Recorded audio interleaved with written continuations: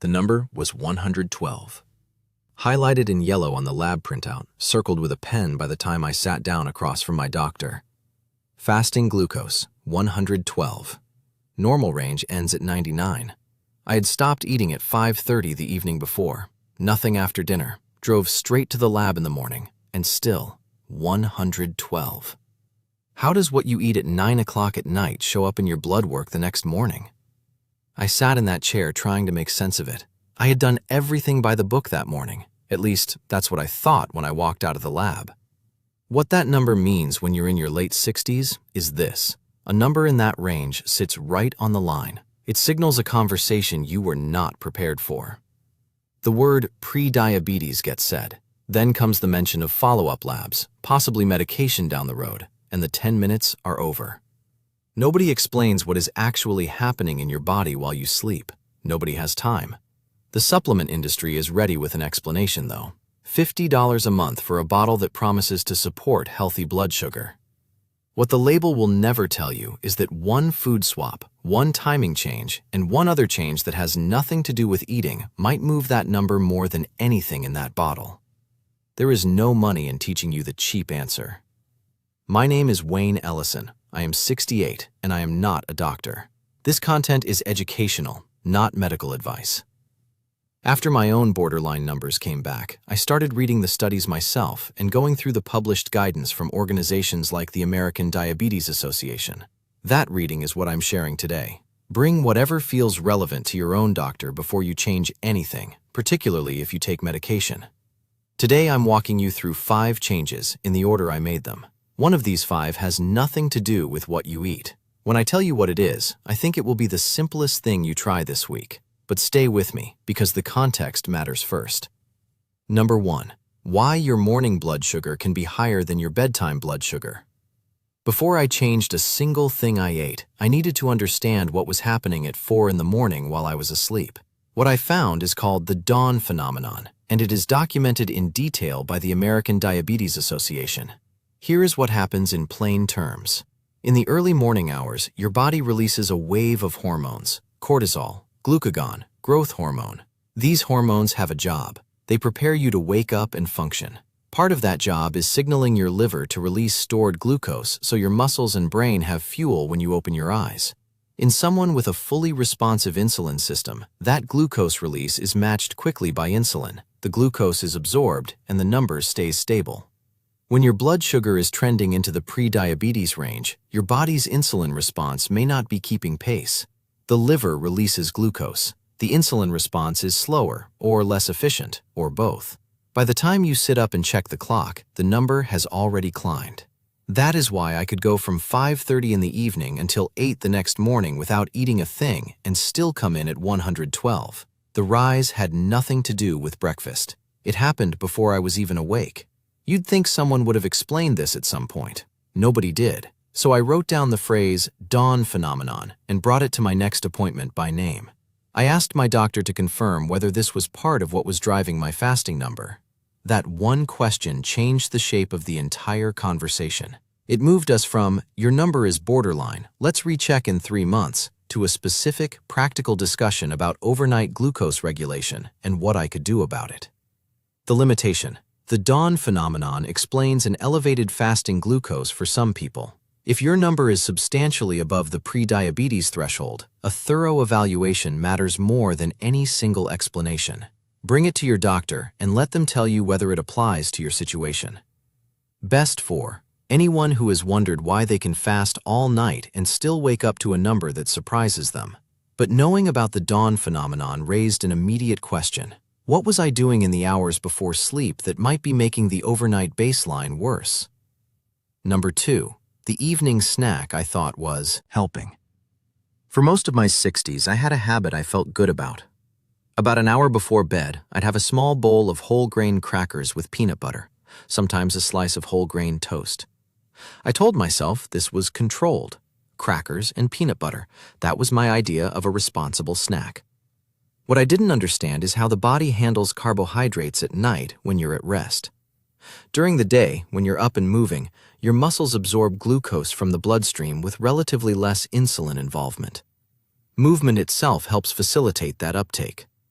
When you're lying down and heading towards sleep, that changes substantially. Muscle activity drops. The demand for glucose from working muscles disappears.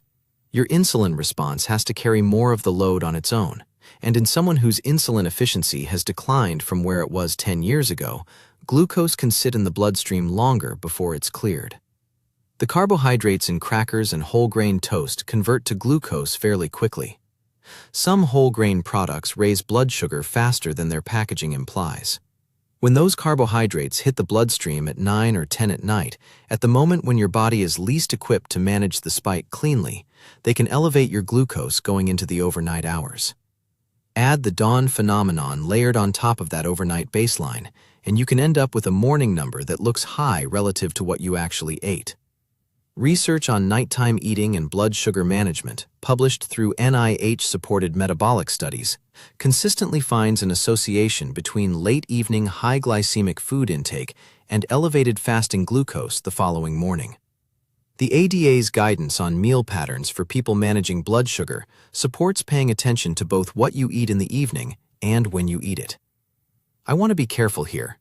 Peanut butter on its own is a reasonable food, but peanut butter on crackers at 10 at night, eaten as a regular habit over months, was very likely nudging my fasting number upward. I kept a simple food log for 2 weeks, writing down exactly what I ate after 6 in the evening and what my fasting number was the next morning. I used a home glucose meter from the drugstore, about $25. The pattern became visible within 10 days. The mornings that followed a carb-heavy evening snack consistently ran higher than the mornings after nights when I had not eaten late. The limitation: cutting out a bedtime snack may not fit every situation. If you take medications that can cause overnight low blood sugar, or if your doctor has specifically recommended an evening snack to manage your medication timing, do not change your routine without a conversation first. Best for people with prediabetes or early managed type 2 who have a regular habit of eating crackers, cereal, toast, or fruit alone as a nighttime snack. This is where the story takes a turn nobody expected. When I looked at what the published research actually said about bedtime snacking for people managing blood sugar, I did not find a blanket warning against eating at night. I found something more specific than that. Number 3. The bedtime snack that works with your blood sugar instead of fighting it. The American Diabetes Association's guidance on bedtime eating for people managing blood sugar makes a specific recommendation. If you eat a bedtime snack, keep it small, low in carbohydrates, and make sure it includes protein or fat. There is a real mechanism behind that guidance. Protein and fat digest slowly. They enter the bloodstream gradually over a longer window and trigger a far more modest insulin response than refined carbohydrates do. Protein, specifically, may help modulate how much glucose the liver releases overnight. This connects directly to what we covered in Item 1. If the liver's overnight glucose output is part of what drives the morning number, and research published in diabetes care literature suggests it is, then what you eat last in the evening can influence that process. What I changed to: a small handful of almonds, a few ounces of plain, full-fat Greek yogurt, nothing stirred in. On some nights, a tablespoon of natural nut butter eaten from a spoon with no cracker underneath it. A handful of almonds, something you can buy at any grocery store for a few cents a serving. That is the entire swap. As of 2026, the ADA's Standards of Medical Care in Diabetes recommends individualized meal planning for blood sugar management, with attention to carbohydrate quality and overall eating patterns. Their patient education materials identify protein and fat as the preferred components of a bedtime snack for people who need one. That is the organization that sets the clinical standard for diabetes care in this country, and that is what they say. If you're wondering why nobody ever explained this in your last 10-minute appointment, so am I. The information sits in the public-facing guidance available to anyone. There is just no lobbying budget behind a handful of almonds. What I did, I replaced the crackers and the toast with the smallest reasonable portion of a high-protein, low-carbohydrate option. I chose almonds because they are inexpensive, they do not need refrigeration, and I like them. Plain Greek yogurt works equally well if dairy agrees with you. If you have a nut allergy, a small amount of hard cheese with a few vegetable sticks fits the same nutritional profile. Over 3 months of this change, along with the others I will describe, my fasting glucose moved into a range my doctor was more comfortable with. I am not going to give you my exact numbers because my experience is a sample size of 1 and your situation will differ. What I can tell you is what my doctor said at the follow-up. Whatever you changed in the last 3 months, keep doing it. The limitation: portions matter more than people assume. Nuts are calorie-dense. A small handful and half a cup are very different things. If you have kidney concerns or are watching your protein intake for medical reasons, your doctor should weigh in before you make this change. And if you are on insulin or any blood sugar medication, any dietary adjustment should go through your care team first. Best for people with prediabetes or managed type 2 who still want something in the evening and want to choose something that is unlikely to push the morning number in the wrong direction. If any of this is hitting close to home, drop your age and the number you're working on in the comments. I read every one, and it helps me know what to cover next. But the swap alone was only part of the picture. There is a detail from the ADA's Standards of Medical Care that almost nobody brings to their appointment by name, and it changes how you think about the timing of everything. Number 4. The 2-hour gap between your last bite and your pillow. I had made the swap. I was eating almonds instead of crackers, but I was still sometimes eating them 15 minutes before I turned out the light, and on those nights, my next morning reading still ran a little higher. Timing, it turns out, matters almost as much as composition. Your body's insulin sensitivity follows a circadian rhythm. NIH-funded research on metabolic and circadian biology finds that insulin works more efficiently in the daylight hours and loses effectiveness as the evening progresses. The same carbohydrate load eaten at 6:30 produces a different blood sugar response than the same food eaten at 10:30 in the same person, because the biological clock affects how your cells respond to insulin. The same late snack I'd swapped to a healthier option was still working against me when I ate it too close to bed. The ADA's dietary timing guidance for blood sugar management, consistent with circadian research as of 2026, points toward finishing evening eating at least 2 hours before sleep as a useful target. Worth testing, though the right timing for you will depend on your schedule and any medications you take. What I did, I moved my snack, when I have one, to around 7:30 or 8 in the evening, and I aim to be in bed by 10. That gap makes a difference. On nights when the window closes because of a late dinner out or a long day, I notice the difference the next morning, even eating the same almonds. The limitation: 2 hours is a practical target. On nights when life does not cooperate, a small protein-fat snack is still the better choice regardless of timing. Do not let perfect be the enemy of better. Best for anyone who currently eats their bedtime snack within 30 to 60 minutes of going to bed. Moving that window back by 90 minutes costs nothing. But that is item 4, and the 5th is the one I promised you at the start. Number 5. The 10-minute walk after dinner. I told you one of these 5 changes has nothing to do with what you eat. This is it. After dinner, not after the snack, but after dinner, I started taking a 10-minute walk. Slow pace, around the block or down the street. On nights when the weather was poor, up and down the driveway. 10 minutes. Here is what is happening during that walk. When your muscles are working, even during light movement, they absorb glucose from the bloodstream through a mechanism that does not require insulin to open the door. Glucose uptake by working muscle tissue is partially insulin independent during physical activity. This is well established in exercise physiology research. A short walk after a meal helps clear the post-meal glucose spike from the bloodstream without placing additional demand on your insulin system. Sports medicine and exercise physiology research, including findings reviewed by major research institutions and consistent with what the ADA has published on physical activity and blood sugar, finds that a short walk taken within 30 minutes of a meal significantly reduces the post-meal glucose peak. The ADA's physical activity guidelines as of 2026 specifically highlight the value of breaking up prolonged sitting and incorporating post-meal movement for people managing blood sugar. A 10-minute walk after dinner costs nothing, which is exactly why you have never seen a television commercial for it. On the nights I walk, my morning number tends to run lower than on the nights I stay in my chair until bedtime. I saw this pattern within the first week of adding it. I was not expecting results that quickly. Now I would not skip the walk on a decent night, even if I tried. I could have stopped at item 4.